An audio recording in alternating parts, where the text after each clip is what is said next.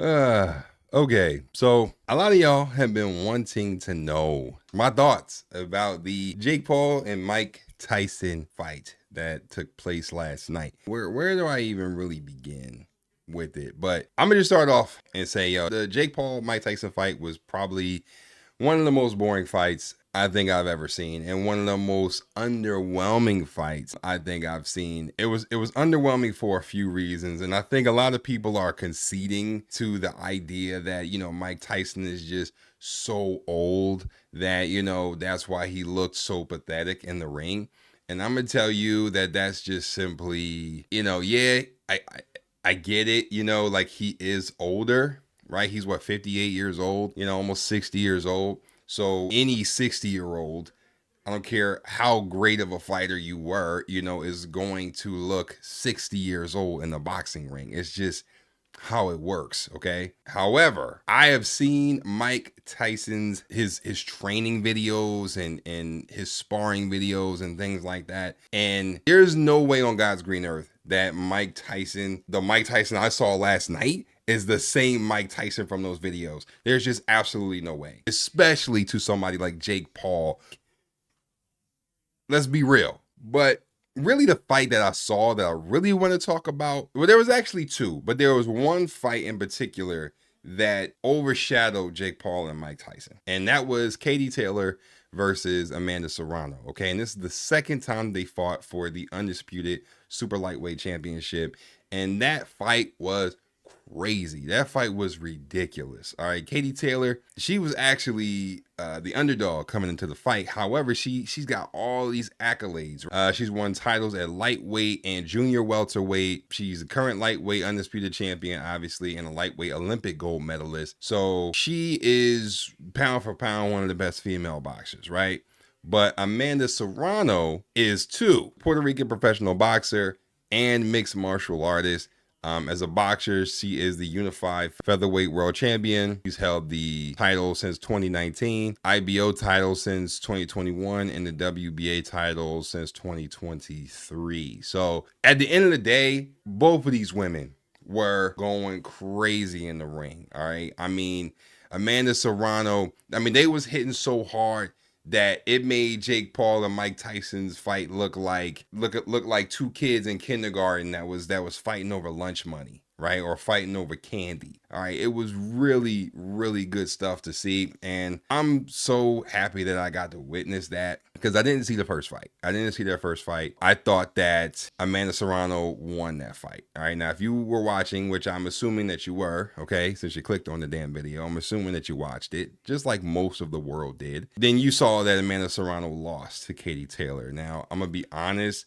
I don't know how that is possible because even Amanda ended up talking about this, but they showed a graphic, right? After the fight was over, it was a bloodbath. All right. Amanda Serrano had a gash like fucking like this big right over her eye. I want to say it was with her right eye. And that thing was crazy. Like you could fit like a whole goddamn, you could fit a whole Q-tip in that thing. Like it was big. It was a huge gash. And that was because Katie Taylor kept headbutting her, right? Her head, she was just headbutting like crazy. And it was to the point where the ref had to take a point from Katie Taylor because she just kept fighting dirty, man. Like she just kept headbutting her, and it got to the point where she got this huge ass gash so much that like the shit was like her skin was flapping over the damn eye. Like it was one of the goriest, not goriest, but it was one of the craziest fights that I think I've seen from the female side of boxing. Now, I will come back to that, but underneath of that, you had Mario Barrios going up against Abel Ramos, okay? And that fight was actually a good one. It was way better than that first undercard fight, Niru Goyat and Nunez. That fight was a joke, and honestly, I don't even really feel like talking about it. If you saw the whole entire fight from, 8 o'clock up until Jake Paul and Mike Tyson's fight, then trust me, you know exactly what I'm talking about. That fight was stupid. Okay. I think there was even a point where Niru Goyat was like humping the guy during one of the rounds. I think it was one of the later rounds. It was fucking weird. It was so stupid. But after that, that's when it started to get like you know, that's when the next round you actually saw real boxing. And Mario Barrios, I think a lot of people know him from the fight that he had with Gervonta Tank Davis. You know, he obviously lost that, but you know, this fight that he had with Abel Ramos was a good one. Barrios definitely had a lot more size on Ramos, but Ramos, you know, he stood his ground, you know, and he actually knocked Mario out. And but that wasn't before Mario knocked him out. So it was a back and forth battle between the two, you know, and it was dope. It was dope to see that. That was for the WBC welterweight championship. It was really, really cool. I think that ended in a draw. And honestly, I'm not really mad about it. You know, I'm not mad about it. They definitely got to fight again, because I think that was a dope fight. After that, you know, like I said, Katie Taylor versus Amanda Serrano. That was honestly the most controversial fight. That was one of the more exciting fights of the night. And anybody that disagrees with that, I think you're blind. And I think you need, you need glasses. I mean, seriously, because that was like one of the best fights of the night. I'm happy that I watched that. And honestly, you know, I really feel like that should have been above Jake Paul and Mike Tyson. Sorry, but not sorry. Like, and if you watch the whole thing from first fight to the last fight, then you know I'm not lying. That fight was vicious. I mean, they was fighting like dudes. I mean, they was throwing them. They was throwing them things, okay? I mean, I honestly think Katie Taylor and Amanda Serrano could have went in and whooped some of these dudes. You know, I'm just being real. You know, I mean, they was really going in. Now, like I was saying before, Amanda Serrano got robbed. Point blank. She was getting cheated damn near half of the rounds. Had 2-minute rounds. I think it went like 10, 11 rounds, something like that. So it was jam-packed with action, right? Short rounds, but you know, they had a lot of energy. Katie Taylor, she definitely got her shots in, but I think that Amanda Serrano she just showed a very warrior-like spirit, and you know, it was just easy to get behind her. Now, Amanda Serrano was the heavy favorite in this match. However, like I said, Katie Taylor has a lot of accolades behind her. They both do. But Katie Taylor was definitely, I mean, she had all the belts in her corner and everything. Amanda Serrano, she was definitely the heavy favorite. I think that she won this, all right? I just don't understand how Serrano landed 324 punches. She threw 734 punches, and she connected on 44% of her punches. Over Katie Taylor's 217 punches landed, 529 that were thrown, and a 41% connect rate. So I just don't understand how she basically beat her in every category, and Katie Taylor got a point deducted, but she still ended up winning. Like that just doesn't make any sense to me. Like that just doesn't make any sense, and it just screams rigged, right? Like this is the kind of shit, and I hate to use that word, you know, but sometimes the shit is just so obvious.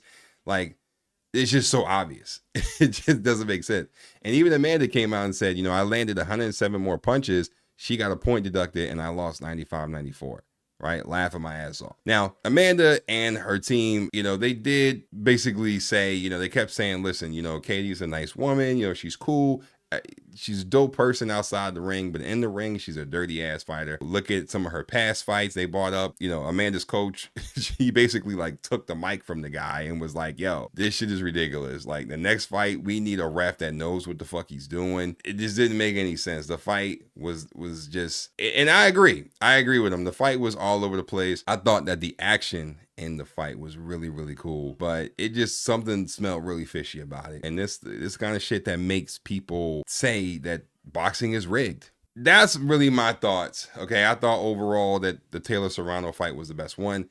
Now, getting back to the Jake Paul Mike Tyson fight, I mean, like I said, man, I just think that Mike Tyson, because how much did Mike Tyson get paid? I think Mike Tyson got paid a decent amount of money. So reports indicated that Jake Paul was getting $40 million just for getting in the ring, and that Tyson was set to take home $20 million of his own. Now, Jake Paul mentioned that $40 million in a previous press conference, and then he offered to bet his purse at the pre-fight press conference this week. So, I mean, a lot of people saying that, you know, he took the $20 million to tank the fight. And, you know, I don't know, man. I'm inclined to believe it, you know, because Roy Jones Jr., who was one of the announcers at the fight, along with Rosie Perez and a couple of other people, they actually fought like 4 years ago around this time. And, you know, Mike Tyson looked a lot different against Roy Jones Jr. Mind you, that was only 4 years ago. So it wasn't like it was super long ago, right? It was recent. And he had way more pop in his punches when he was fighting a real actual fighter in Roy Jones Jr. Mind you, they both was old, but you know, it was just good for the boxing world to see two legends like that go at it. You know what I'm saying? But you know, Roy Jones was like, yo, he still got that power, right? Like he may not, you know, move as fast, but he still got that power. And if he connect, then it's a wrap. And so that matches. Shit, I'm getting so fucking mad that the goddamn, you know, it's fucking my mic up.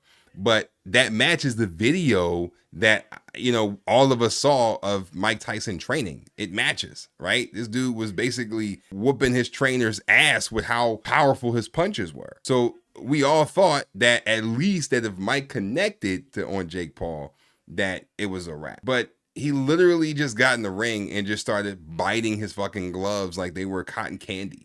You know, like he was just in there. Mike Tyson was just in there. The first round, he goes up and he lands a good one on Jake Paul. And then after that, he just stopped. And there's a bunch of different conspiracy theory videos floating out there on the internet, basically saying that, you know, that was a business decision that he made to stop. And every single time that he wanted to land a good one on Jake Paul, he thought about the money that he might lose.